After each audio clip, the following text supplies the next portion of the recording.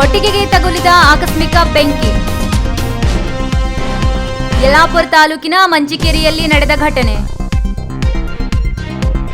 ನಾಗೇಂದ್ರ ಶಂಭು ಹೆಗಡೆ ಅವರಿಗೆ ಸೇರಿದ ಕೊಟ್ಟಿಗೆ 1 ಲಕ್ಷ ರು ಮೌಲ್ಯದ ಮೇವು ಹಾಗೂ 3 ಲಕ್ಷ ರು ಮೌಲ್ಯದ ಹಾನಿ. ಸ್ಥಳಕ್ಕೆ ಬಂದು ಬೆಂಕಿ ನಂದಿಸಿದ ಅಗ್ನಿಶಾಮಕ ಸಿಬ್ಬಂದಿ.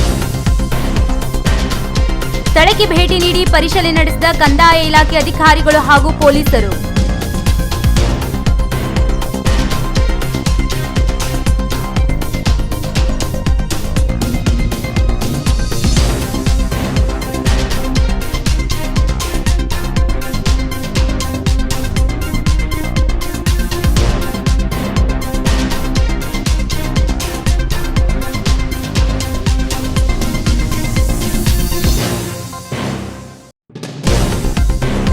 ವೀಕ್ಷಕ ಮಹಾಪ್ರಭುಗಳೇ, ನಮ್ಮ ಚಾನಲ್ ಅನ್ನು ಸಬ್ಸ್ಕ್ರೈಬ್ ಮಾಡಿ, ಶೇರ್ ಮಾಡಿ, ಪ್ರೋತ್ಸಾಹಿಸಿ.